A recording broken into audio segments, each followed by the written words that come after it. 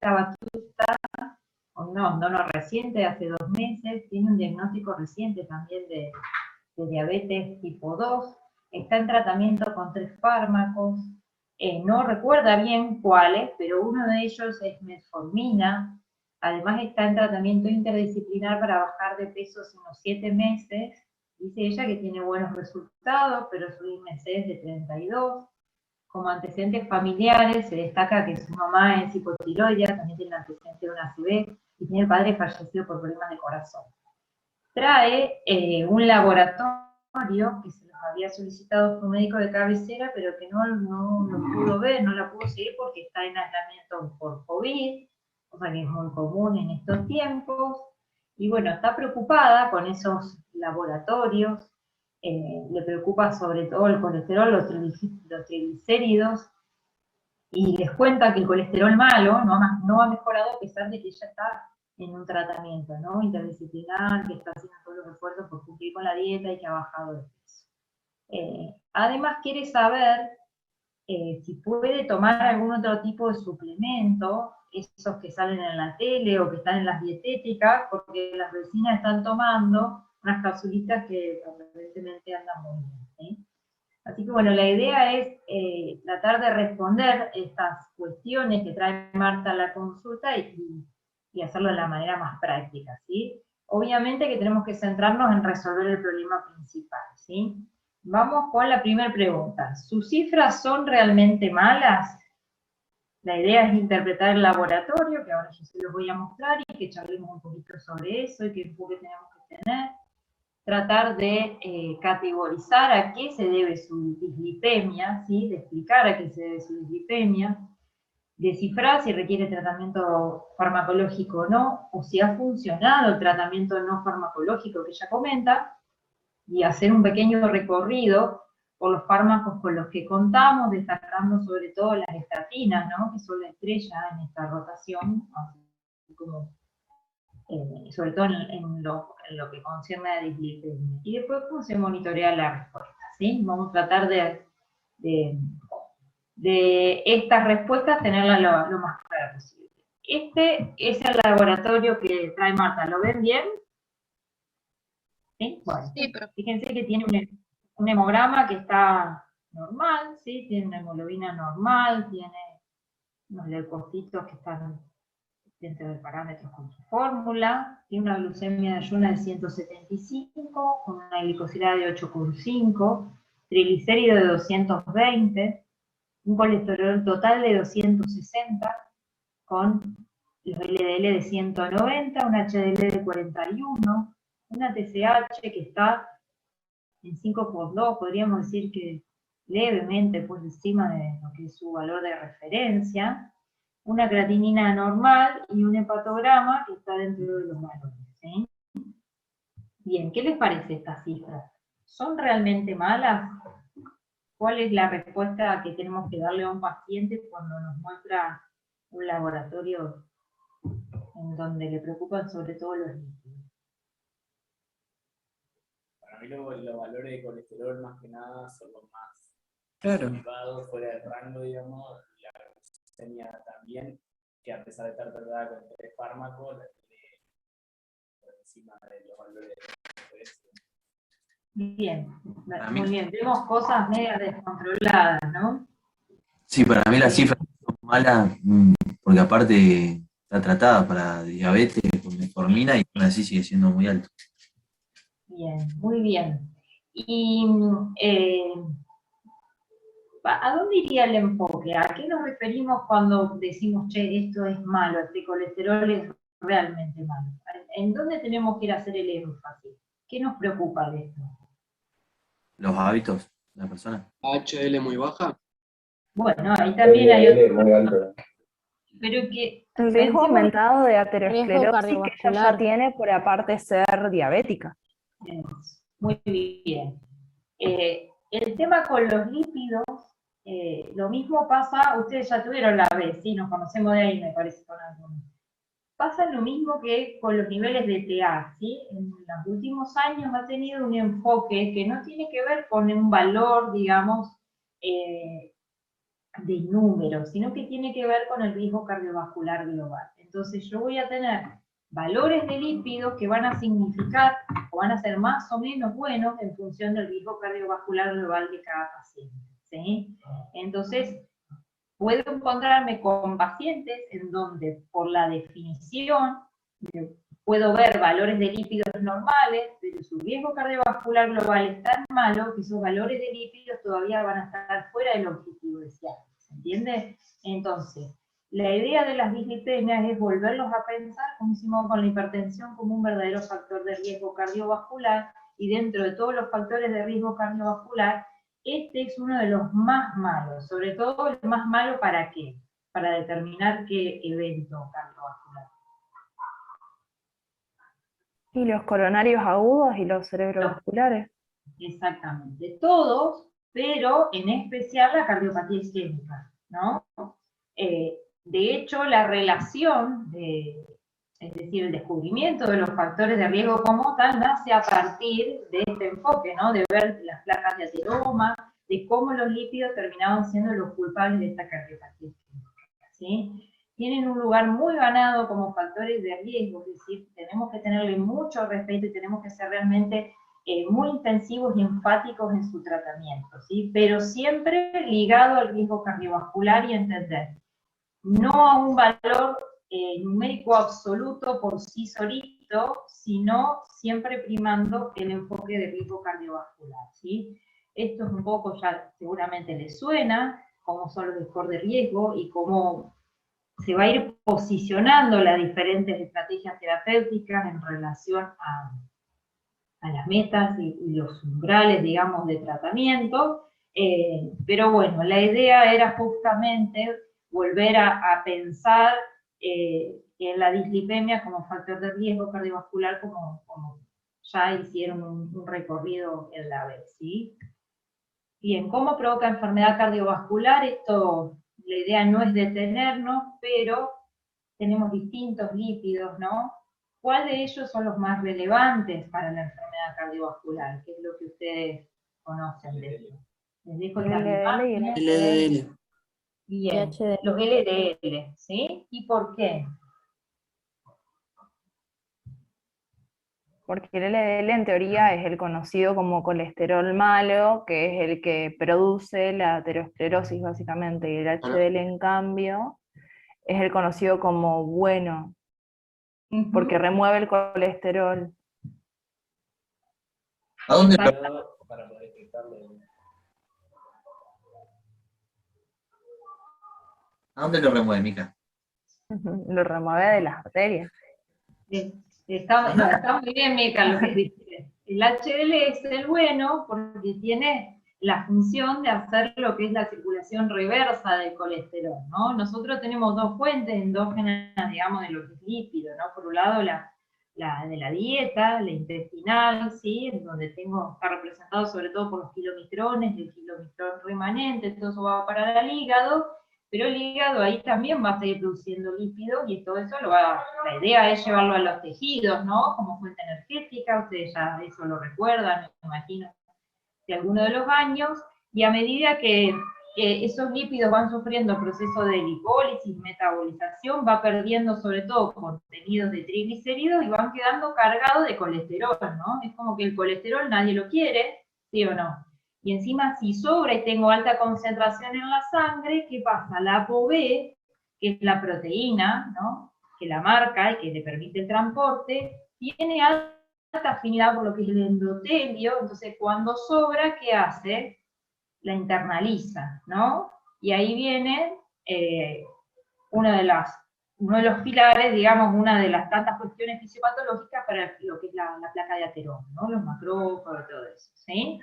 Entonces realmente las LDL son malas, ¿sí? Tienen un papel muy ganado en lo que es la enfermedad cardiovascular, y las HDL son buenas porque justamente su papel tiene que ver con esto, ¿no? En devolver el colesterol al hígado, ¿sí? Y de esa manera bajar el LDL, ¿sí? El problema es que cuando están bajas las partículas de HDL, el riesgo cardiovascular, ¿cómo se va a comportar? Va a aumentar. Aumenta, exactamente, ¿sí? son un factor de riesgo cardiovascular independiente tan importante como tener los LDL altos, ¿sí? Fíjense, esta función que se llama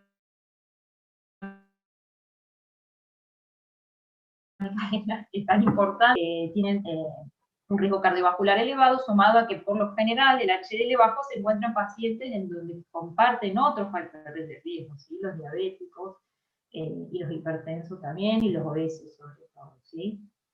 Así que bueno, la verdadera culpa de esta enfermedad cardiovascular las tienen las LDL, así que son los que nosotros más vamos a mirar, ¿sí? Cuando vemos un perfil lipídico, alguien nos trae lípidos, y queremos hacer un enfoque de riesgo, nos vamos a centrar en ellos y en las HDL, ¿sí?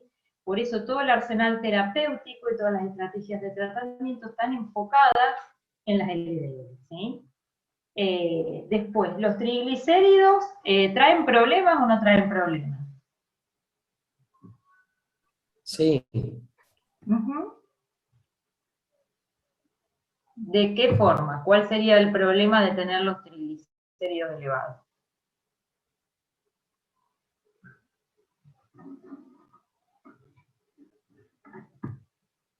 ¿Alguien lo sabe? y cuando son arriba de 500 o 1000 te puede dar una pancreatitis aguda. Perfecto. Muy bien, exactamente. Fíjense cómo es distinto, ¿no? El enfoque hacia la hipertrigliceridemia. Si yo la veo muy alta, cuidado, porque ahí las lipasas pancreáticas no van a saber qué hacer con tanta cantidad, ¿sí? Y tengo riesgo de pancreatitis aguda, ¿sí? Y tienen un enfoque terapéutico distinto, ¿sí? Ahora, ¿qué pasa? Muchas veces los perfiles lipídicos que nos traen los pacientes tienen elevadas las dos cosas, ¿sí? Muy frecuentemente pasa eso, ahora vamos a ver por qué. Pero recuerden que el culpable de la enfermedad cardiovascular y lo que nos han demostrado los estudios tienen las lipoproteínas de baja densidad, sobre todo, ¿sí? Las LDL, ¿sí? También las lipoproteínas lipasas. Los triglicéridos tienen cierto papel, algunos dicen que sí, otros que no, sobre todo si se asocia a otros factores de riesgo, constituyen un síndrome metabólico, ¿sí? Pero el papel de cómo lo hacen, ese papel aterogénico, todavía no está del todo descifrado, ¿sí? Lo que yo tengo que poner mucha atención es identifico triglicéridos mayor a 500, cuidado, alarma, páncreas, dirijo la terapia a prevenir la pancreatitis, ¿sí? Por supuesto que voy a mirar cuál es el perfil predominantemente alterado en ese laboratorio, ¿sí? Pero me voy a ir, digamos, hacia otro tipo de prevención, ¿sí? ¿Estamos con esto? ¿Sí? Díganme si voy muy rápido, es algo sencillo. Excelente. Bueno, ¿cómo interpreto el laboratorio? Es un poco más de lo mismo de lo que estábamos hablando. Si el paciente va a traer, o lo que yo le tengo que pedir, tratar de ser lo más completo posible el perfil de lípidos, ¿no? El colesterol total, los triglicéridos, y después la diferenciación de esos lípidos, ¿no? Que contamos por lo general con el colesterol HDL, que es el buenito, y el colesterol LDL, que es el malo, ¿sí? Y puedo hacer la relación esta colesterol total HDL, que eso la puedo calcular yo, ¿sí? Si no me hacen el LDL, lo puedo calcular con la fórmula de Friedewald, que la tienen acá, ¿sí? No es necesario que se la sepan de memoria, estas cosas no ocupen memoria. Hay aplicaciones, calculadores, aunque no parezca, es común últimamente de que las obras sociales, no sé, a algunos no les autorizan el LDL o te dicen que no es reactivo, entonces bueno, aunque no parezca, tenemos que recurrir a esta fórmula. Hay que tener cuidado que esta fórmula se permite ante determinados niveles, ¿sí? Si tenemos triglicéridos muy altos, colesterol muy alto, no la voy a poder aplicar, ¿sí? Bien, y después tengo otras cuestiones más específicas, lo que es el lipidograma, que son las APO, ¿no? Que son estas proteínas que tienen una implicancia fisiopatológica muy importante. La más mala de ellas es la ApoB, ¿no? Porque la ApoB es la que marca a los lípidos y te dice acá hay colesterol, ¿sí? Y es la que lo va a llevar en este transporte hacia los tejidos, ¿sí? ¿Cuándo pedirla y qué valor tiene pedirla? Y bueno, las guías recomiendan cuando se puede pedir una vez en la vida, en los pacientes que tienen alto riesgo cardiovascular, o todavía me cuesta definirlo, ¿sí? Lo puedo llegar a hacer. Pero bueno, la verdad que si uno tiene bien definido qué norte seguir en la estrategia terapéutica, la ApoB no siempre va a ser relevante, ¿sí? Pero a veces tengo pacientes en donde yo creo que son de alto riesgo, pero las herramientas por las que cuento no me los permite definir bien, y esto puede ser algo que sume bastante.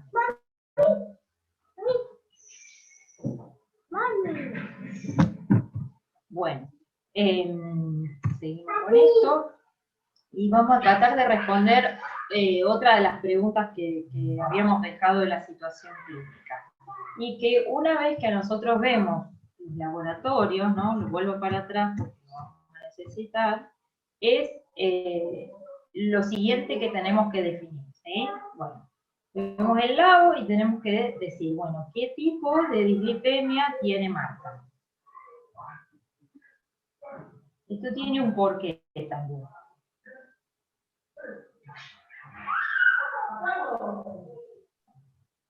Mixta, puede ser.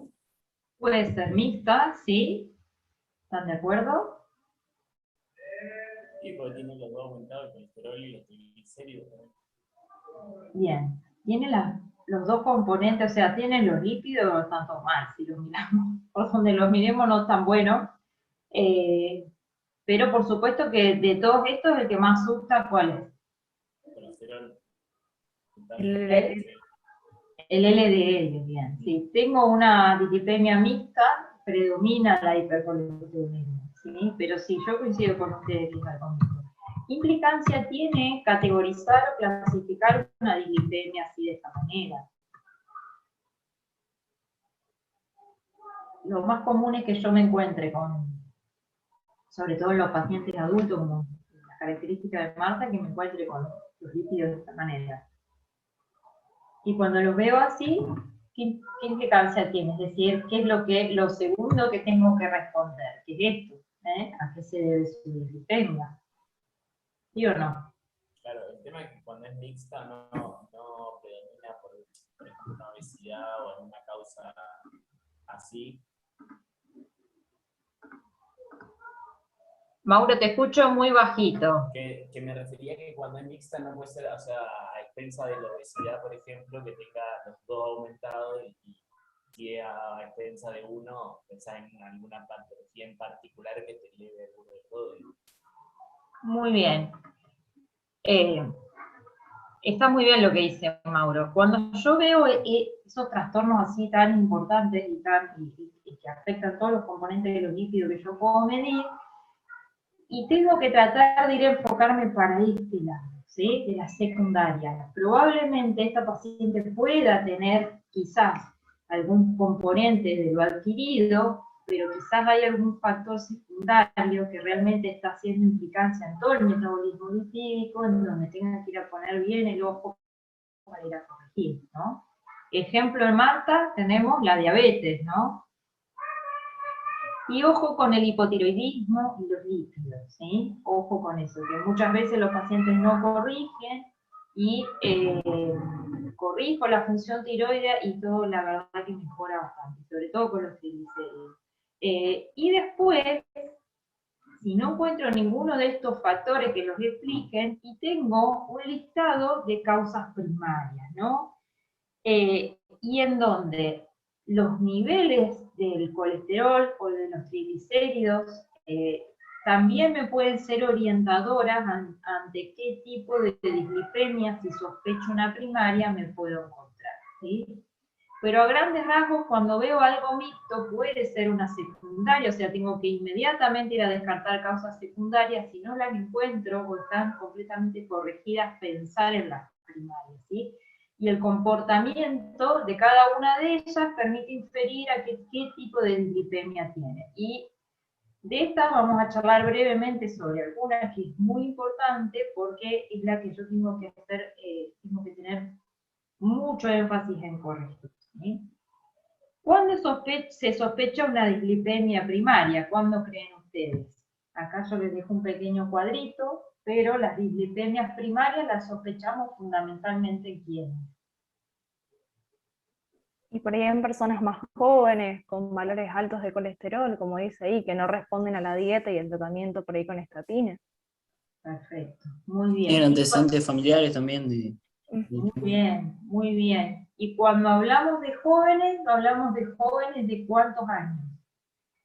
Les voy dejando otro cuadro, que es lo que yo más o menos intenté resumir, que para mí es lo que ustedes tienen que saber. Fíjense, cuando hablamos de las primarias tenemos un rango etario, ¿no? Pero después yo voy a poder inferir, de acuerdo al tipo de afectación lipídica, ante qué tipo de dislipemia me encuentro, ¿sí?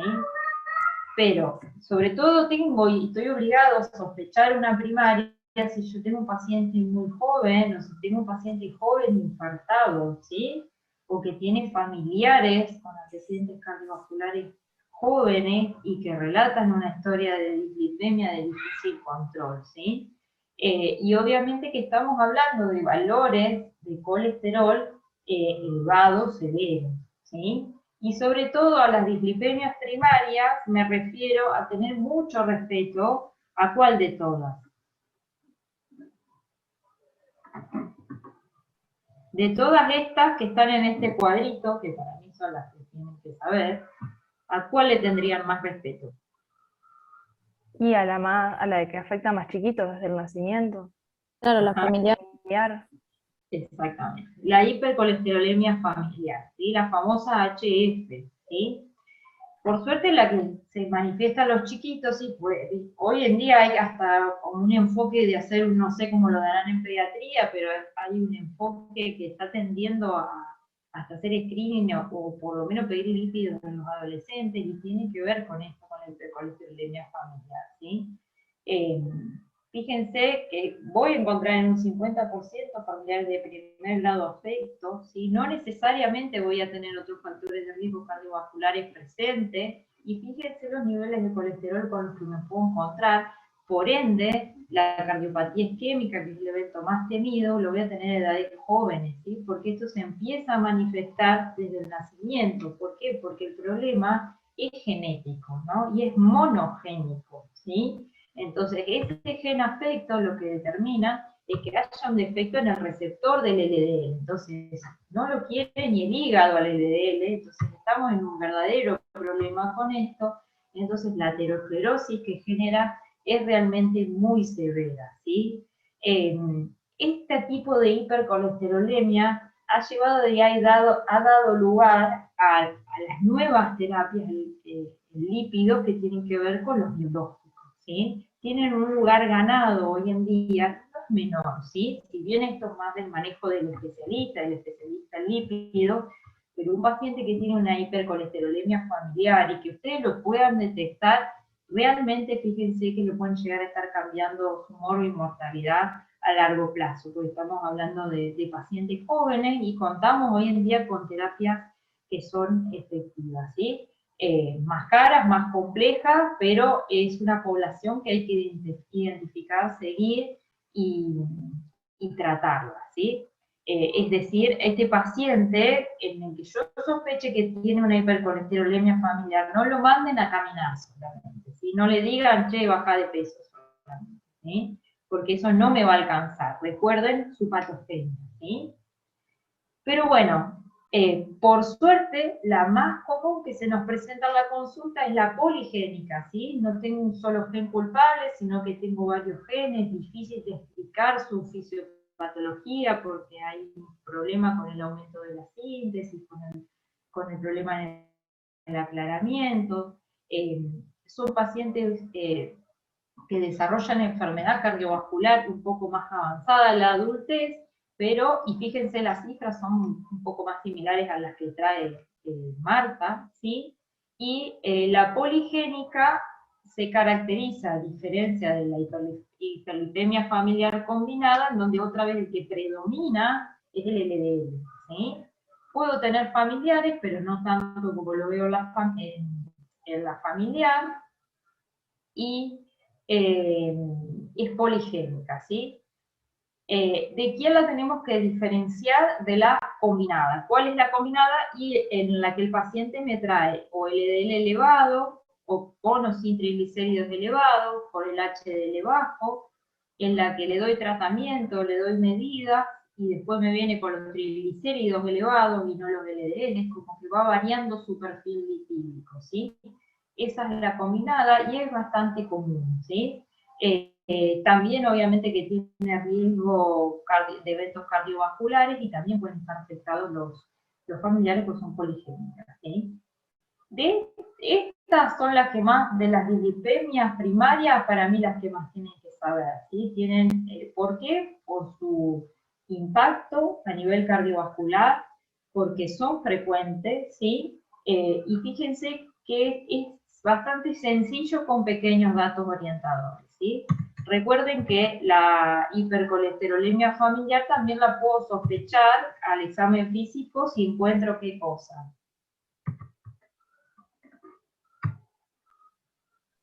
Y ahí como que lo dice los santomas o santelasmas.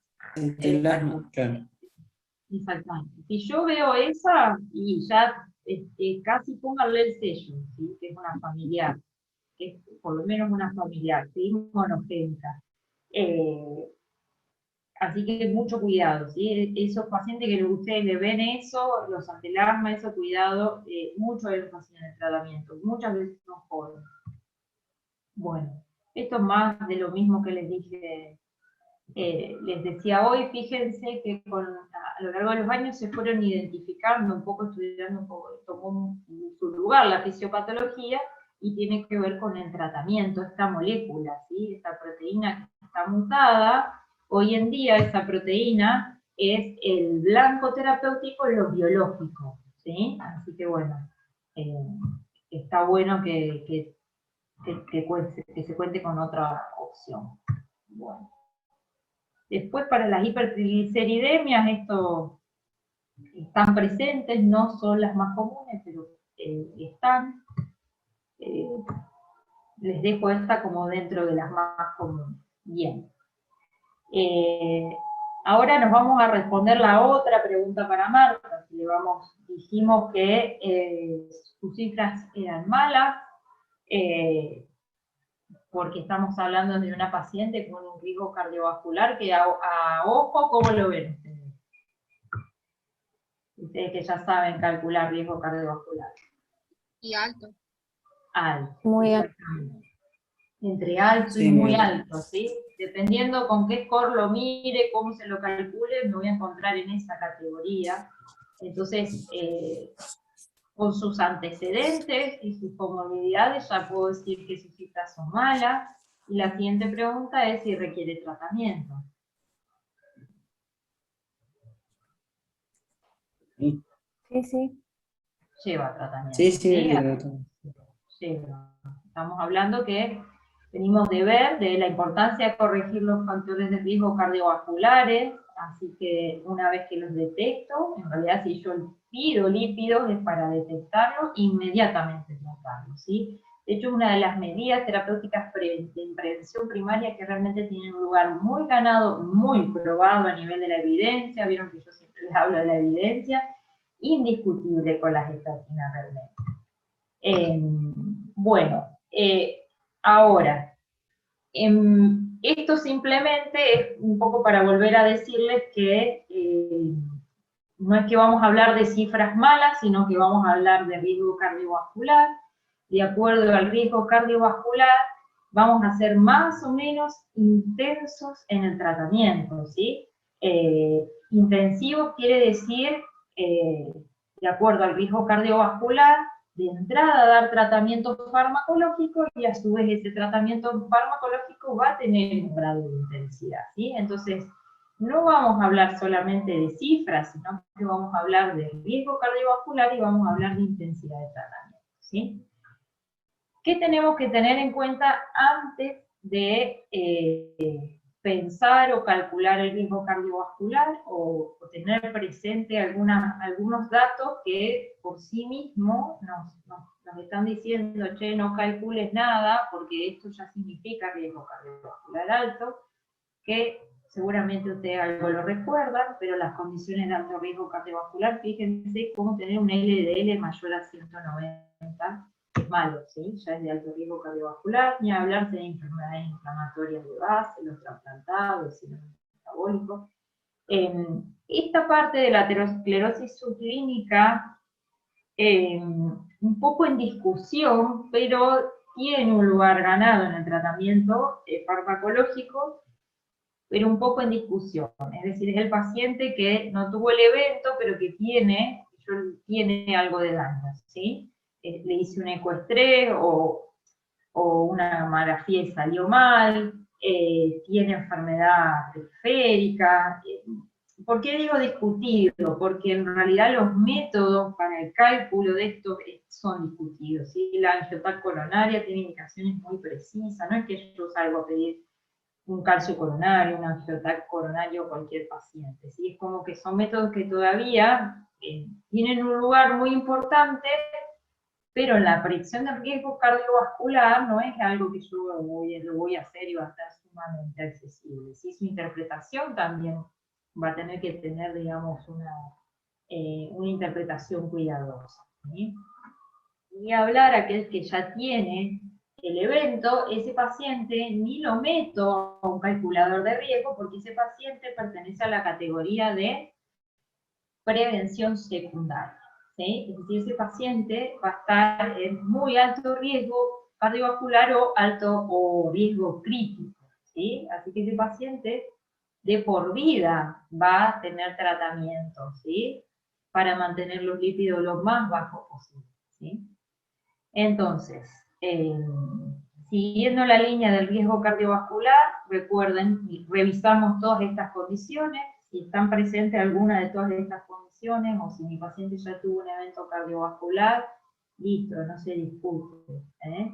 Ni siquiera el valor, hoy en día el valor del LDL va a ser, digamos, condicionante, sino que va a llevar estatina casi siempre, ¿sí? El infartado, como ustedes ya lo vieron, y el que no tiene, esto sobre todo, fíjense cómo varían las guías, yo le fui haciendo un mix de las guías con esta presentación. El que no tiene enfermedad establecida, recuerden, aquel que tiene un colesterol total muy elevado de 310 o el LDL de 190, como les decía. Acá la guía de Nación te dice un LDL de 230, un poco más permisivo, ¿sí? O el hipertenso que no está controlado, ¿sí? Un hipertenso ya moderado grave, fíjense cómo lo considera como de alto riesgo cardiovascular, ¿sí? Estos pacientes no los meto en ningún calculador de riesgo, ¿estamos? Sí o sí van con tratamiento. Más sencillo, imposible, ¿sí o no? ¿Me siguen hasta ahí? Sí. Sí, profe. Me refiero a tratamiento, chicos, aunque va farmacológico y no farmacológico, ¿sí? Recuerden que terapéutica nos quedamos un poquito más siempre con lo farmacológico. Bueno, si quiero calcular bien el riesgo de cualquier paciente, en el caso de Marta, puedo usar cualquier calculador. Yo creo que esto se los he dicho, ¿no? Los que cursaron conmigo, pero si no se los dije antes, porque esto puede ser medio confuso, ¿no? Dependiendo de donde yo lo mire, de donde le estime el riesgo cardiovascular, puedo encontrar resultados distintos, ¿no? Las guías de Nación tienen las guías que son extrapoladas o se usan de la OPS, de la OMS, ¿sí? Miden los niveles de riesgo en estos porcentajes que ustedes tienen acá arriba, ¿sí?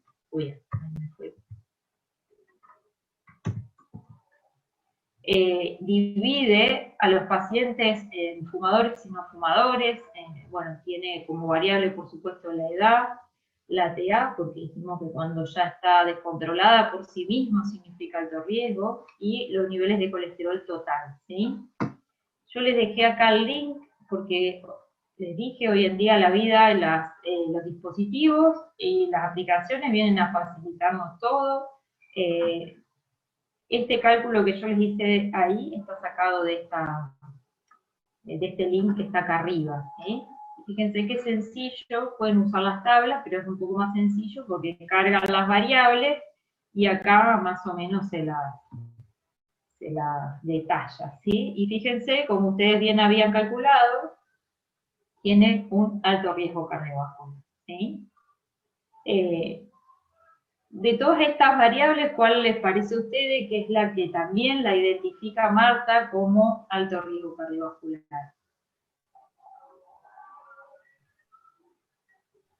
tipo de diabetes y el antecedente de tabaquismo. Bien. Diabetes.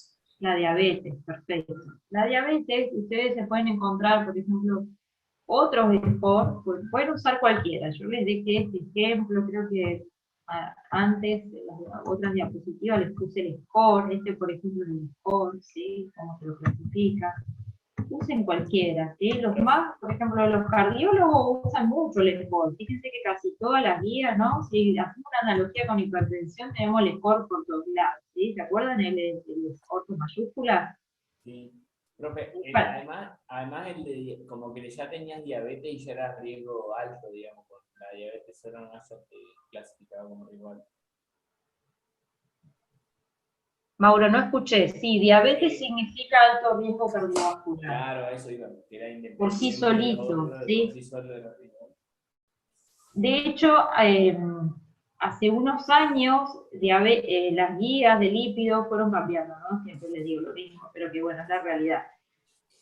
Que una persona, si era diabética, ya la categorizaba por sí mismo a un equivalente de riesgo del 20%, ¿sí? Así que ya pertenece al alto riesgo cardiovascular.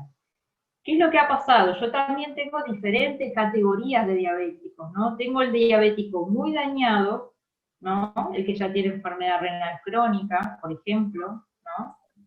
Y tengo diabéticos bastante bien controlados. Entonces, como que dentro de la categoría de diabetes hay como una discusión también a la hora de dar una estatina, en quién soy un poco más permisivo y en quién le doy con todo, ¿sí? ¿Se entiende? Al igual que la cifra de TA, los valores de glucemia o el órgano blanco que tengas por la diabetes también es más o menos.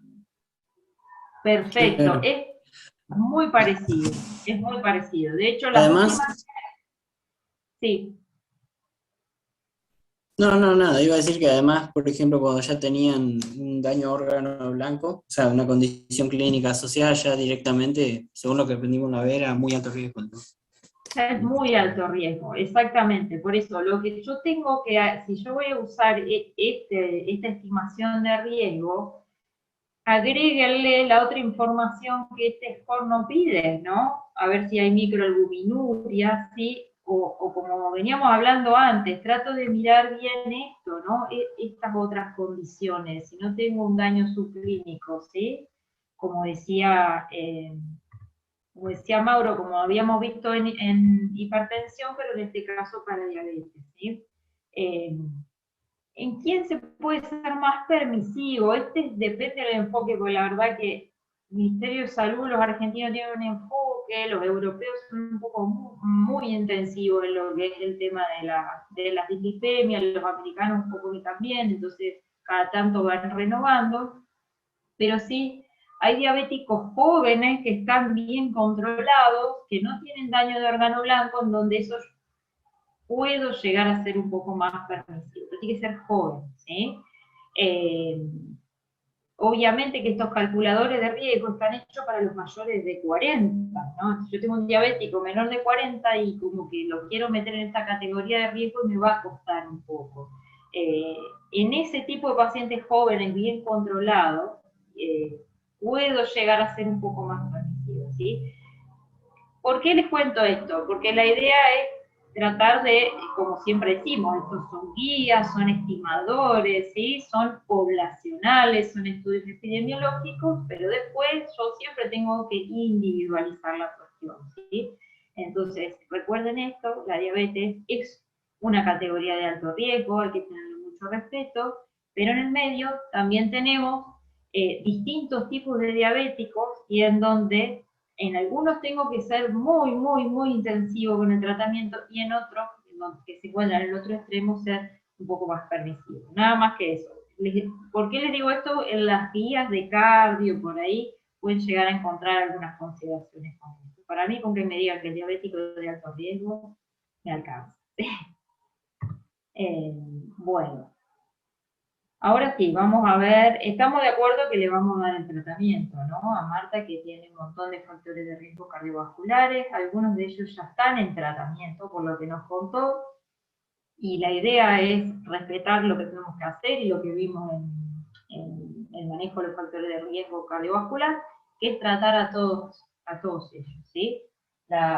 El trabajo y el impacto en esto tiene que ser la reducción de todos los factores de riesgo, ¿sí? Pues son todos multiplicadores, así que voy y ataco a todos juntos. Y a las dislipemias, si ya vimos que tienen un componente secundario que es importante, estoy obligado a corregir las causas secundarias y ahí siempre se nos mete la diabetes, ¿sí? Están muy recomendadas las intervenciones multidimensionales. ¿Esto por qué se lo pongo? Porque están ensayadas, ¿sí? Tienen un lugar muy bien ganado, ¿sí? Y en quienes, por ejemplo, y los obesos, el caso de Marta, que nos dice, estoy yendo, por ejemplo, ¿qué puede ser? Ravena. ¿Alguien conoce esos tratamientos que la gente va a esos grupos de interdisciplinares? No sé si alguien ha tenido conocido o algo. Sí, también está jerárquico, por ejemplo. Que hacen lo Por mismo. ejemplo, bueno, todo ese tipo de intervenciones, y no es que yo lo voy a mandar porque hace bien, esto está probado, está ensayado, ¿sí? Realmente sostener esto en el tiempo es muy difícil, son variables que el paciente no las pide, entonces más allá del peso, complejas de sostener y tienen un lugar muy bien ganado en los ensayos. Obviamente a todos les vamos a dar tratamiento no farmacológico, y una cosa importante es que no, una vez que vamos a dar, tengo el niño, siempre hay ruido atrás de mi casa, perdonen. Hay una premisa importante, no suspendamos el tratamiento, ¿sí? Esto muchas veces no es que lo indican los médicos, sino que lo hacen los pacientes. ¿Por qué? Porque muchos tienen grado de control de sus enfermedades, se ven que andan bien, que han bajado los lípidos y suspenden, ¿sí? ¿Eso está bien o está mal? Me van a decir que está mal, pero ¿por qué? Un poco tiene que ver con la fisiopatología, ¿no?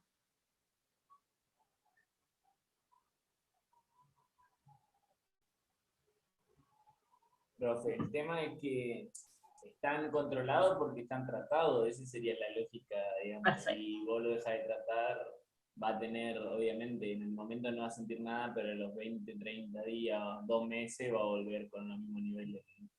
Perfecto. Y además, ¿por qué? Porque si yo corregí las causas secundarias, Tal cual. tengo que ir a pensar en el gran componente de las primarias, ¿no? Y las primarias, al ser poligénicas, abundan, ¿no? Seguramente todos tengamos de nosotros algún gen en donde lo hace medio defectuoso el receptor del LDL, o ahí se nos chifla un poco la ApoB. Hay una fisiopatología compleja y no del todo conocida de las dislipemias, entonces, si yo conozco de base causas primarias y secundarias de las dislipemias y tengo un componente ganado para las primarias, no puedo suspender el tratamiento, ¿no? Porque ahí el problema viene genético, y ni hablar cuando es poligénico, ¿sí? Esto que no parezca pasa, ¿sí? Porque por ahí el que más respeta el tema de las estatinas es el que se infartó, que por lo general esos pacientes son prolijos, no todo, pero el paciente que va con la estatina, y en donde siempre también el cardiólogo o el médico no se la saca, no está pendiente. Pero cuidado con los otros pacientes porque tiene que ver con lo que dice Mauro, yo se lo saco, le va a subir, porque si hay un condicionante genético, más uno ambiental, más uno secundario, eso requiere de tratamiento, ¿sí? Bueno, estas son las premisas. A ver, puse acá, tratar las causas secundarias siempre, ¿sí?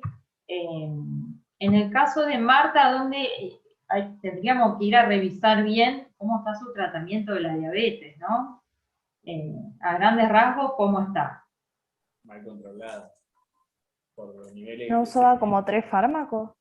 Claro, o sea, 3 fármacos, o sea, probablemente ella tendría que pasar a combinar con insulina, porque si tiene 3 fármacos, o sea, y además tenían la hemoglobina glicosilada de 8,5, y el objetivo es tratar de llegar a 7, así que bueno.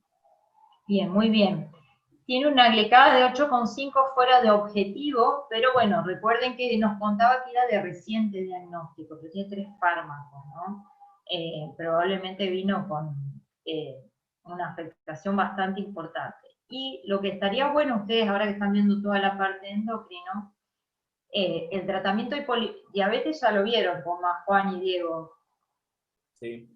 Bueno, cuando repasen los hipolipemiantes orales van a ver cómo tienen impacto en el perfil lipídico, ¿no? Entonces está bueno que cuando yo seleccione los hipolipemiantes en un paciente dislipémico de estas características, trate de darle uno que me ayude con ese perfil lipídico, ¿entiendes? O con la obesidad, por ejemplo, la pioglitazona, ¿sí? Obviamente tratar de combinarle los que corresponden entre sí, no los contraindicados, ¿no? Las incretinas, que tienen un lugar ganado con la obesidad, ¿sí? Liraglutide, dulaglutide, ¿uno de estos les suena? No. Cuando los lean y los repasen, se van a acordar, pero traten de estos pequeños detalles, recordarlos porque son importantes. Estos lipemiantes tienen mucho para hacer en este tipo de diabetes, mucho para hacer. Sobre todo hoy en día que contamos con varios hipolipemiantes. ¿Algo más? Bien. Bueno. Profe, una pregunta. Las tiazolina-indiona, como la piolitazona, por ejemplo, ya no sé. Tenía entendido como que no se usaban mucho ya, digamos, tenían muchos efectos adversos también, por eso. Sí, se usan. Las glitazonas se usan. ¿Por qué? Porque justamente hoy en día se cuenta con un arsenal terapéutico no insulínico mucho más importante, mucho más grande que antes, ¿no? Es verdad que las glitazonas hay algunas contraindicaciones, el paciente NIC, bueno, toda esta cuestión ahí que fue un fantasma bastante importante, se retiraron del mercado, ¿no? Algunas glitazonas, quedó la pioglitazona, pero la pioglitazona, si quieren léanlo con más detalle, por ahí esto es más terreno de los diabetólogos, pero en el paciente obeso, en el paciente que por ejemplo tiene hígado graso, en el que está dislipémico, tiene un perfil metabólico muy interesante, porque yo no lo elijo solo como hipoglucemiante, sino que estas acciones que exceden la acción hipoglucemiante también son de interés para un paciente, sobre todo el síndrome metabólico, ¿sí?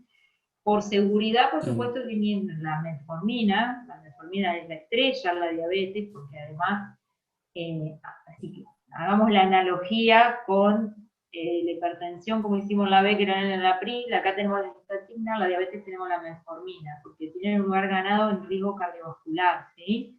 No solo en reducción de lo que es la hemoglobina glicosilada, sino en el impacto en los eventos cardiovasculares de la metformina. Y además que casi metabólicamente es neutra, ¿sí? Ayuda bastante, es muy buena. Pero las glitazonas, ojo que hay pacientes que pueden beneficiar, ¿sí? Claro que sí, obviamente voy a tratar de elegir los pacientes que no tienen tantas comorbilidades, ¿sí? ¿Respondió más o menos? ¿Sí? Sí, sí. Igual, por ejemplo, si la paciente tiene los medios, se pueden usar análogos de GLP-1, por ejemplo, que son más caros, pero sobre todo en quienes sería los análogos claro. de los GLP-1. Vamos a tratar siempre de priorizar la vía oral, ¿no? Pero en quienes puedo priorizar este tipo de fármaco.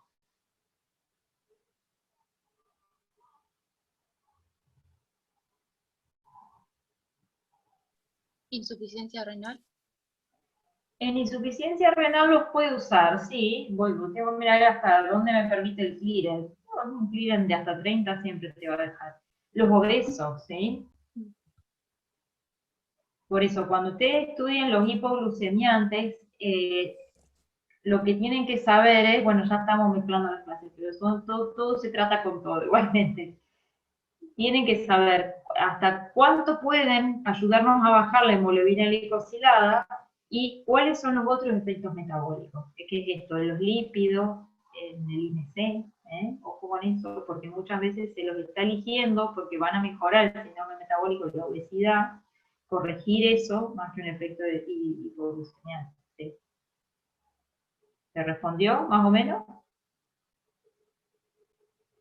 Sí. ¿Sí? Y las incretinas que tienen un lugar ganadísimo, ¿no? ¿Cuáles son?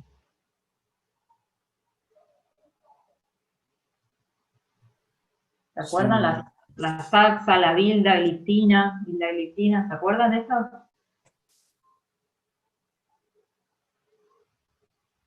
Bueno, más o menos. Pero cuando quieran combinar, traten de ir con la metformina con una incretina, pero no dejemos de mirar el resto del paciente y su perfil metabólico a la hora de seleccionar otro. ¿Sí? Y los SGLT1, los SGLT2, bueno, hay un arsenal interesante. Apréndanselo bien, chicos, todo eso. La verdad que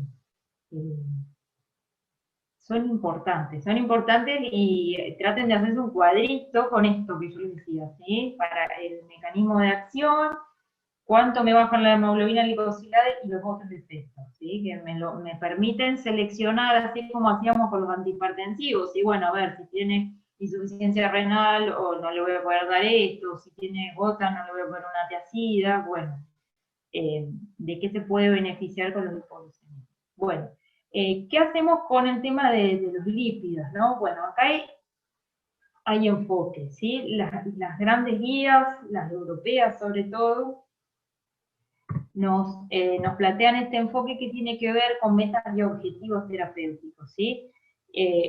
Siempre arrancamos del riesgo cardiovascular, ¿sí? Esas guías usan mucho el score, y nos dan como una especie de recomendación en función de los niveles del LDL, cómo yo puedo orientar mi tratamiento, ¿sí? Fíjense, cuando yo tengo un bajo riesgo cardiovascular con un LDL de hasta 190, ¿sí? Puedo ofrecer cambios en el estilo de vida. Y a partir de los 190, si no modifica con los cambios en el estilo de vida, puedo empezar a pensar en un fármaco, ¿sí? En contraposición con aquel que tiene un muy alto riesgo cardiovascular, yo ya con niveles de menos 70 voy a empezar a considerar fármacos, ¿sí? Fíjense cómo no hablamos de una cifra, sino que lo que arrancamos hoy charlando, ni bien empezó el taller, es que lo que prima es pensar en un riesgo cardiovascular, ¿sí? ¿Qué pasa con los objetivos terapéuticos? Es lo que más está en discusión en los últimos años, que nos dicen, bueno, a ver, ¿cómo yo controlo que esto está siendo efectivo? ¿Hasta dónde te tengo que llevar los niveles de LDL, ¿no? Hoy en día hablan las guías europeas, un poco las americanas también, de que el objetivo en el paciente con muy alto riesgo cardiovascular es llevar al LDL a menos de 70 y a menos de 50, ¿sí? Discutido, fíjense que la recomendación es 1B, pero tiene un lugar ganado, ya vamos a ver por qué. Porque de alguna manera los distintos ensayos que se han dado por las estatinas han demostrado su seguridad, y llevarlo a niveles menores de 50, es decir, los ensayos de manera resumida nos han dicho, cuanto más bajo el LDL mejor, ¿sí? Menos eventos cardiovasculares, menos mortalidad cardiovascular. Y los últimos ensayos de los últimos años han intentado demostrar seguridad, ¿sí? Que bajando los niveles de LDL no aparecen efectos adversos, ¿sí? Esto de los objetivos terapéuticos y las metas puede llegar a variar dependiendo de quién lo mire, ¿sí? Los cardiólogos usan mucho esto, a mí también me gusta como para poder orientarme, ¿no? Decir, bueno, a ver, fue efectivo, no fue efectivo, no me está alcanzando, sigo corrigiendo causas secundarias, busco una primaria. Para mí la verdad que está bueno este enfoque, ¿sí? Y sobre todo sirve para el que tiene muy alto riesgo cardiovascular, que está entre el alto y el muy alto riesgo cardiovascular. A mí personalmente me gusta. Pero después, lo que nos dice Nación, o la guía de la Sociedad Argentina de los Lípidos, nos habla más que de metas, es decir, de umbrales de tratamiento, nos habla de intensidad de tratamiento, ¿no? Que es probablemente lo que ustedes ya sabían, ¿sí? Y nos dice, bueno, aquellos pacientes que son de muy alto riesgo cardiovascular van a ir con estatinas de alta intensidad o de alta eficacia, ¿sí? No nos plantea, bueno, a partir de este nivel de LDL, damos tratamiento, combinamos, no combinamos, sino que categoriza, en realidad es lo mismo, pero usa, obviamente, que los scores de riesgo de la OMS, ¿sí? Usa mucho la edad, pero ¿esto por qué? Porque tiene que ver con que los scores de riesgo, como dijimos, están en los mayores de 40, ¿no? Entonces, fíjense, acá sí tiene menor del 20% de riesgo calculado, menor de 40 años, en estos pacientes no planifico tratamiento, ¿sí? Farmacológico, obviamente modificaciones en el estilo de vida. Este es un error que tienen las dos guías, acá iría más de 40, ¿no? ¿Sí? Riesgo mayor al 20%, más de 40 años, o condiciones de alto riesgo cardiovascular, o diabetes o hipercolesterolemia familiar. Si esta población es mayor a 75 años, va a llevar estatinas de moderada eficacia, ¿sí? ¿Por qué? Porque los ensayos están probados sobre todo en la población menor de 75 años para estatinas de alta intensidad, ¿sí? Por eso iría con estatinas de moderada eficacia. Y fíjense, aquellos que son de alto riesgo cardiovascular, directamente planteo estatinas de alta eficacia, intenta también ponerme estas metas, estos objetivos de tratamiento, ¿sí? Y cómo avanzar con los distintos fármacos si yo no logro estos objetivos, ¿sí? Creo que es bastante parecido a esto, ¿sí? A mí me gusta bastante esto, pero lo que quiero es que ustedes se queden con el concepto de que, bueno, existen metas y objetivos, sí, depende que ella lo plantee. Lo que yo tengo que identificar en realidad es que si es el paciente que va a ir con tratamiento intensivo o moderado, o el que voy a intentar modificaciones en el estilo de vida, que son los menos, es decir, tengo que tener un paciente joven con bajo riesgo cardiovascular, ese por más que los lípidos estén altos, puedo intentar con cambios de estilo de vida, ¿sí? ¿Vamos? ¿Se entiende más o menos? Sí. Sí. Bueno, vamos.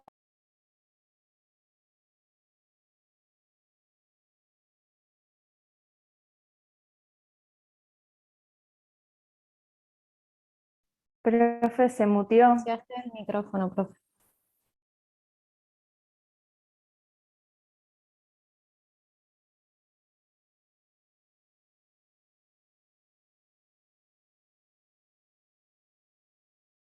Profe, apagó el micrófono.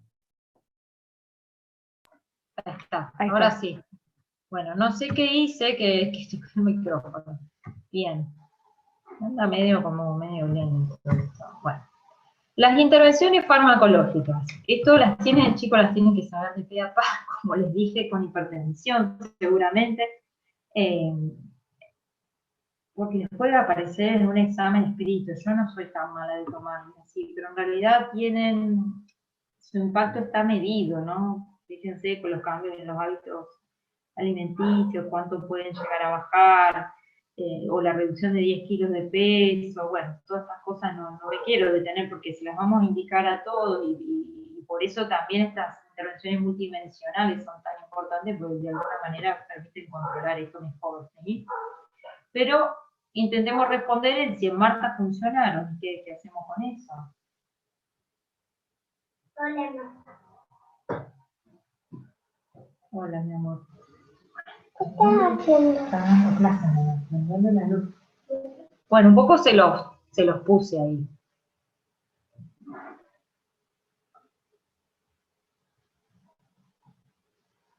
¿Las tiene que abandonar? ¿Funcionar? No, tiene que seguir manteniendo.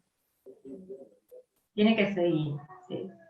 Tiene que seguir toda la vida, pero en realidad lo que tenemos que entender que todavía nos falta tiempo para evaluar su impacto somos nosotros los médicos, ¿no? Que vamos a tener que esperar por lo menos de 6 a 12 meses, ¿no? Y que además hay factores individuales y muchos de esos genéticos que pueden condicionar la respuesta terapéutica a las intervenciones no farmacológicas. Entonces, esto es un concepto que los médicos lo tenemos que tener muy presente, sostenerlo siempre a largo plazo, y no esperar que en un mes venga la paciente y que yo le tenga que decir, hiciste mal la dieta, no cumplí con nada, porque en realidad es mucho más complejo, ¿no? Le tengo que dar más tiempo para poder ver el impacto de eso, ¿sí? La alimentación, bueno, vamos con las estrategias de los fármacos hipolipemiantes. Ya les había adelantado que la estrella son las estatinas, ¿no? ¿Por qué son las estrellas las estatinas? Y acá este cuadrito simplemente se los dice. ¿Quién me lo quiere decir rápidamente por qué son las estrellas?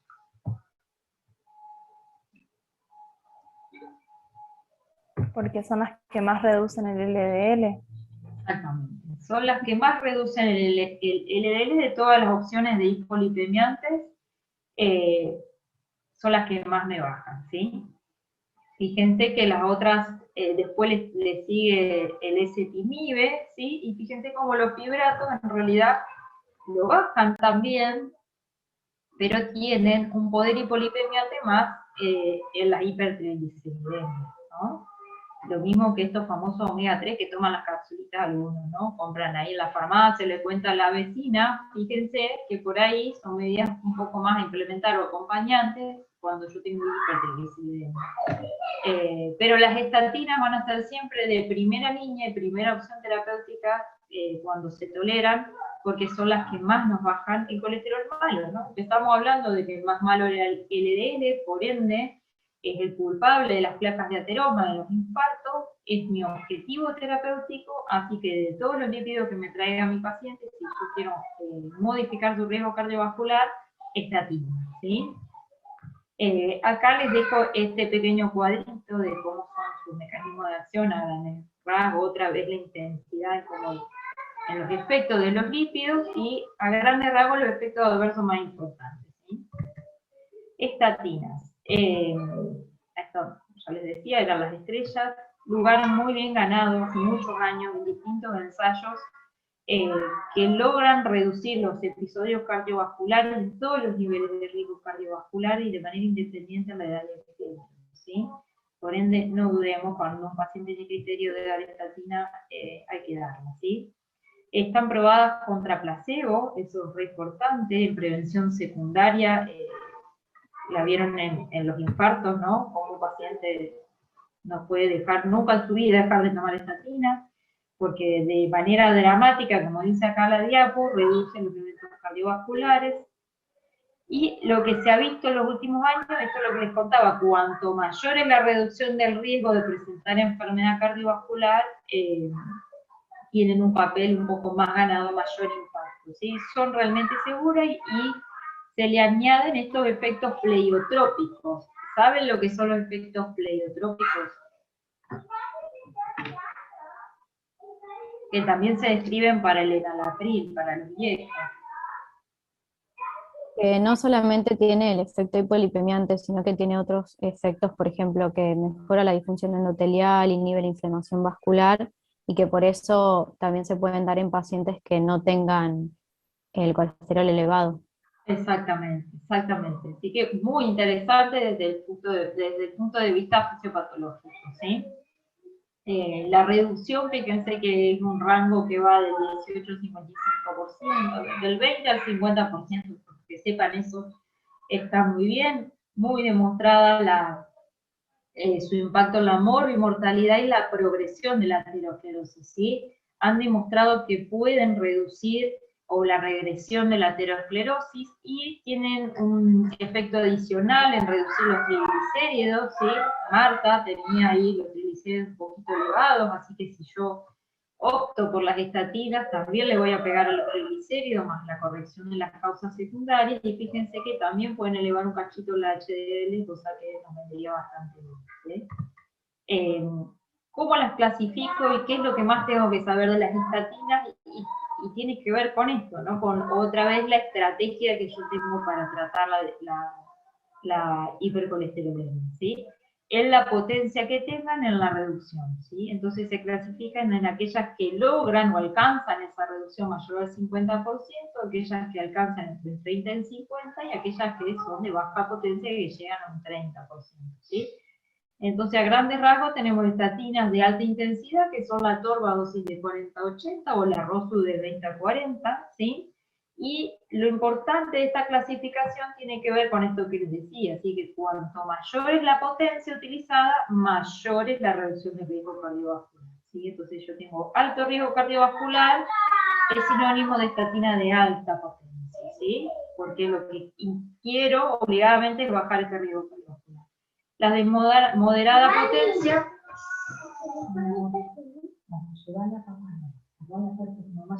disculpen chicos, la intromisión. Fíjense que en las estatinas de moderada potencia, ¿qué es lo que más se usa? Es la torva o la rosu, y está la simvastatina. La simvastatina es lo que comúnmente hay en el público, ¿sí? La rosuvastatina es carísimo. Cuando el paciente tiene obra social va a acceder a la rosu, pero lamentablemente en el público todavía el LIS, por lo menos acá en Santa Fe, no produce ni atorva ni rosuvastatina, ¿sí? Entonces esos pacientes muchas veces quedan limitados a la simvastatina, que para lograr una moderada potencia tengo que llevar la dosis de 40 miligramos, ¿sí? Las otras no son tan comúnmente utilizadas, ¿sí? El mecanismo de acción de las estatinas es muy interesante porque lo que hace es inhibir esta enzima que inhibe la producción endógena de colesterol hepática, ¿sí? Es la hidroxi 3-metilreductasa-CoA, es un nombre largo, pero bueno, limita la producción de colesterol endógeno, hace que se expresen mayor cantidad de receptores de LDL, por lo tanto aumenta el clearance del LDL plasmático, y obviamente que disminuye la secreción de las VLDL, ¿sí? Así que fisiopatológicamente son muy interesantes, y ni hablar el impacto cardiovascular, que es lo que veníamos hablando. Las diferencias entre sí, qué es lo que tienen que saber, y que la atorvastatina predomina la excreción biliar, o sea que el paciente con falla renal la puede recibir tranquilamente, no así la rosu, tienen diferentes citocromos de metabolismo, ¿sí? Estas por ahí tienen un poco más de interferencia con otras en los pacientes polimedicados, y la simvastatina se recomienda que la tome de noche, ¿sí? Esas son las diferencias de fármacos. Efectos adversos. Los más descritos, los que tienen que saber son las alteraciones de las enzimas hepáticas y las miopatías. Después de todo hay una lista, como si se pudiera ver cualquier efecto, que es bastante larga en relación a los efectos adversos, pero la verdad que no son frecuentes. Pero sí, lo que hay que tener en cuenta es cómo hay que manejar las alteraciones de las enzimas hepáticas y cuando un paciente desarrolla una potencial miopatía, ¿sí? Por estatina, ¿sí? La miopatía no es común, lo que hay que tener en cuenta es si es sintomática o no es sintomática. Si el paciente la va a manifestar, lo va a hacer dentro de las primeras semanas, los primeros meses, y tiene que revertir si yo suspendo la estatina, ¿sí? Hay ciertas condiciones que aumentan el riesgo de padecerlas, que están bien descritas ahí, como la insuficiencia renal, los ancianos, el que ha tenido cirugía reciente, o traumas, pero la verdad que no es frecuente, ¿sí? Y ojo con el gemfibrosil, que es un fibrato, ¿sí? Si yo necesito tratar hipertrigliceridemia y voy a combinar estatina, no con gemfibrosil, porque ahí sí tengo riesgo aumentado de miopatía. Las guías que nos dicen, no hay que monitorizar con CPK si hay miopatía o no, sino que recién voy a monitorizar o medir la CPK si el paciente empieza con síntomas, ¿sí? Entonces, si mi paciente empieza con síntomas, lo primero que tengo que hacer es buscar estas causas predisponentes, ¿sí? Tratar de corregirlas, hacer una prueba de suspensión y otra vez de redesafío, a ver si eso se mueve o no se mueve.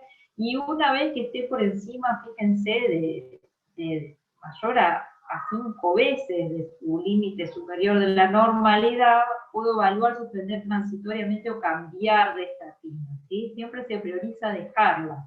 Y como les decía, tengo que tratar de definir si mi paciente es o no realmente sintomático para esa miopatía, ¿sí? Para las transaminasas, también es dosis dependiente. Usualmente pueden mover las transaminasas en los primeros meses, Cuando pongo atención, si la ALE está por 3, ahí trato de cambiar la medicación o bajar la dosis, y bueno, es lo que sí nos pide que monitoricemos por laboratorio, ¿sí? Cuando yo pido el control de la evaluación de si es efectivo o no, aprovecho y agrego esos análisis, un hepatograma para ver cómo están las transaminasas, ¿sí? La verdad que no es frecuente, ¿no? A ver, es muy difícil que una estatina haga una hipertransaminasemia muy severa. Si se modifica la dosis o se la cambia de estatina, la verdad que no tiene mayor trastorno. ¿Cuándo indicarlas? Obviamente en pacientes de alto riesgo, los diabéticos, la hipercolesterolemia familiar, sin duda, y siempre que yo tengo que llevar el riesgo, el LDL a menos de un 50%, ¿sí? Ahí necesito estatinas de alta intensidad, como ya hablamos. Bueno, todo esto, no, la verdad que no es más de lo que ya veníamos charlando. Sí, las guías nos dicen que los mayores de 80 años no contamos con datos que hayan probado, ¿sí? Que sean concretos en eso, entonces, bueno, hay que tener cuidado con esos pacientes. Por lo general la toman, la toleran bien, pero sepan de que no tenemos un beneficio realmente probado porque no está del todo medido en esta población. Bien, ¿qué pasa si yo empiezo el tratamiento, corrijo factores secundarios o me encuentro con una sospecha de una hipercolesterolemia familiar y no logro el objetivo con la LDL, ¿sí? Por suerte hay otros fármacos que trabajan muy en conjunto con las estatinas, que es el ezetimibe, ¿sí? Que tiene un mecanismo de acción a nivel intestinal, es decir, inhibe esta molécula, el NPC1L1, entonces trata de hacer un trabajo conjunto con las estatinas, ¿sí? El ezetimibe va de la mano de la estatina, trabajan los dos juntos, ¿sí? Porque uno inhibe la absorción, por ende la llegada del colesterol al hígado, y el otro la síntesis, ¿sí? Entonces realmente se baja el aclaramiento, la reducción del colesterol hepático y la expresión de todos los receptores, ¿sí? Porque no tiene colesterol obviamente plasmático por la inhibición de la absorción intestinal. Pero el ezetimibe está probado y tiene su lugar ganado de la mano de las estatinas. ¿Y en quiénes? En estos pacientes en los que tienen altísimo riesgo cardiovascular y no lograban las metas o los objetivos de tratamiento con las estatinas de alta intensidad. Entonces vino el ezetimibe a demostrar de que se podía seguir bajando el riesgo cardiovascular y los eventos cardiovasculares si yo llevaba sobre todo el LDL más bajo de lo que acostumbrábamos a tenerlo y de la mano de la estatina siempre, ¿sí? ¿Puedo usarlo solo? Sí, cuando no tolera la estatina, ¿sí? Pero bueno, recuerden esto que está probado sobre todo en los pacientes de alto riesgo, que no logran los objetivos y acompañados de una estatina. Bien, esto es lo que les decía, las guías europeas han desarrollado algoritmos en relación a esto. Básicamente es el paciente que no logra el objetivo del LDL, le combino, le asocio ese tipo, ¿sí? Dejo siempre la estatina. Bien. ¿Qué pasa cuando tenemos los triglicéridos altos? Habíamos dicho que acá el problema es riesgo de pancreatitis. Entonces tengo que ir a seleccionar un hipolipemiante que ejerza su acción predominantemente a nivel de los triglicéridos. Y acá son los fibratos los que me van a dar esa opción, ¿sí? Puedo usar fenofibrato o gemfibrosil. Idealmente elijan el fenofibrato, ¿sí? Porque probablemente estos pacientes lleven estatinas también, por hiperlipemias mixtas, entonces van a poder asociarlas sin riesgo de efectos adversos, ¿sí? Ya terminó su mecanismo de acción, que se los dejo acá. Les dejo las dosis de cómo viene la presentación. Por lo general también, chicos, es bastante bien tolerado, ¿sí? Las hipertrigliceridemias mayores a 500 o mayores a 1000, las muy severas, tienen un manejo específico, ¿sí? Estamos hablando de insulina, de heparina, yo necesito bajar esos niveles de otra manera, ¿sí? Obviamente pensar en otras causas en esos pacientes. Bueno, esto está en las guías descritas de todos lados, por eso no me quiero demorar. Los ácidos grasos omega 3, que esto consulta bastante la gente, de hecho muchas veces se los compra y los toman solo. En las hipertrigliceridemias severas, la verdad que está bueno, ¿sí? Está bueno que lo tomen porque son bien tolerados. Están probados ahí medio, los ensayos medio discutidos en algunos puntos, pero la verdad que logran bajar los triglicéridos. Otros fármacos menos tolerados no se usan comúnmente, la niacina y la colestiramina. Se prefiere sobre todo la hipercolesterolemia familiar en la de los niños, o bueno, si tengo contraindicación, mujeres en edad fértil, sobre todo la colestiramina. Baja tolerancia por sus efectos gastrointestinales sobre todo, pero bueno, es una opción para la hipercolesterolemia sobre todo, en opción a lo que es la estatina. ¿Sí?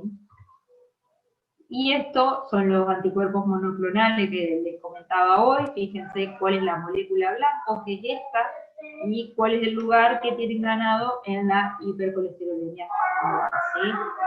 Estos son pacientes que hay que identificarlos, si no tienen, si ustedes ven lípidos muy elevados, colesterol muy elevado, eventos cardiovasculares, dan estatinas de alta intensidad, no logran bajar el 50% el LDL, derívenlos, referéncienlos para que ese paciente pueda manejar mejor los lípidos porque son de altísimo riesgo cardiovascular, ¿sí? Y hay opciones terapéuticas, eso es lo más importante. Carísimo, por supuesto. El alirocumab y el levolocumab son anticuerpos monoclonales, vienen en inyecciones subcutáneas. Bueno, ¿qué le indicarían a Marta? Yo les dejé acá una opción. ¿Cuál sería la estrategia para ella de tratamiento? Es sencilla, ¿no? Es alto riesgo cardiovascular. Le vamos a indicar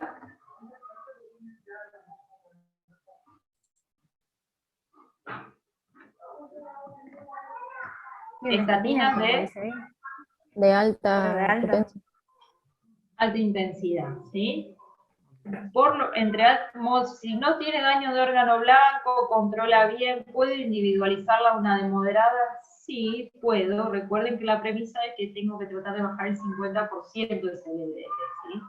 Decirle que no lo suspenda, que la vamos a controlar en 4 semanas, ¿sí?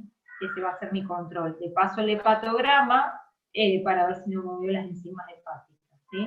Y bueno, es esto, chicos, ¿sí? Es algo sencillo. No es difícil, los fármacos, yo después esto se lo paso, lo importante es que se sepan las estatinas, y cuál es el enfoque, ¿sí? Riesgo cardiovascular, lo que nos propone el Ministerio, que es esto, hablar de estatinas de moderada o de alta intensidad, y después lo que nos proponen las otras guías europeas, un poco más de la mirada cardiológica, es hablar de estos objetivos, de estas metas de tratamiento, que no está mal, ¿no? Porque después cuando venga el control, y de alguna manera tengo que tratar de definir si llegó o no llegó a ese control y cómo sigo, ¿sí?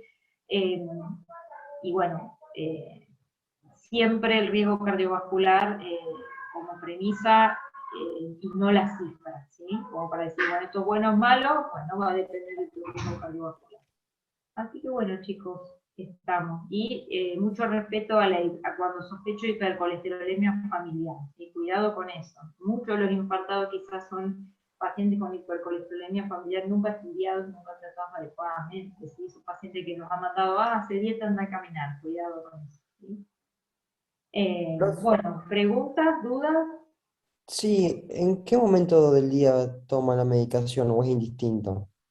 Las estatinas de la torba y la rosu, indistinto, no hay diferencia. Solamente con la simvastatina, porque la inducción enzimática de su acción es mayor durante la noche, entonces por eso es la única que se indica durante la noche. Así que no va a haber problema. Y bueno, acá obviamente que faltó agregar todo lo que tiene que ver con sus comorbilidades, ¿sí? El tratamiento de la diabetes, seleccionar el hipolipemiante que pueda ajustarse a este perfil lipídico, ¿sí? Y a su IMC, ¿sí? Como les decía. Bueno, el tratamiento de la hipertensión y el abandono del hábito tabáquico, ¿sí? ¿Ustedes tuvieron neumo ya? No. No. No. Bueno. Creo que en neumo van a ver la parte de tabaquismo y cuáles son las estrategias terapéuticas para el tabaquismo. ¿Sí? Eso también hay que conocerlo bien porque hay opciones terapéuticas. ¿Sí? Más allá de los parches, los chicles de nicotina y todo eso, bueno, está la vareniclina, todo eso anda bien. ¿Sí? Son opciones que tengo que tratar de ofrecer a mis pacientes. ¿Sí? Bueno, ¿estamos, chicos? Vamos. No sé si les llegó mi email de